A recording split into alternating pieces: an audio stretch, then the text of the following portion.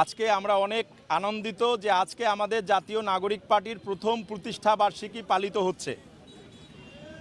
আমরা মনে করি যে ২৪-এর ছাত্র জনতার অভ্যুত্থানের পরবর্তী সময়ে নতুন বাংলাদেশ গড়ার যে প্রত্যয় নিয়ে এবং নতুন বাংলাদেশ গড়ার যে স্বপ্ন নিয়ে সারা দেশের সকল দলমত নির্বিশেষে এবং সকল পেশার শ্রেণী পেশার মানুষ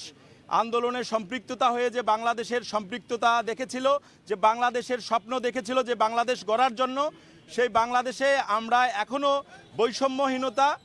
আমরা দেখতেছি যে বৈষম্য তৈরি করতেছে, ঠিক কি না? আমরা মনে করি যে এই বৈষম্যহীন বাংলাদেশ গড়ার জন্য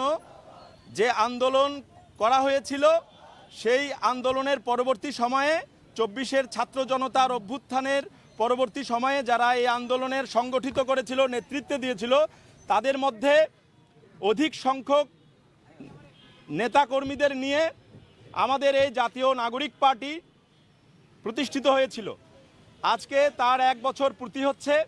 আমরা এজন্য জাতীয় নাগরিক পার্টির সারা দেশের সকল নেতাকর্মীদেরকে সাথে নিয়ে আমরা আগামীতে পথ চলবো, এই শপথ নিয়ে আমরা আজকে থেকে দৃঢ় প্রতিজ্ঞা করছি যে আগামী দিনে নতুন বাংলাদেশ গড়ার যে স্বপ্ন নিয়ে সকল শ্রেণী পেশার মানুষ এই আন্দোলনের সম্পৃক্ততা ছিল, তাদের স্বপ্ন বাস্তবায়নে আমরা কাজ করে যাব ইনশাল্লাহ।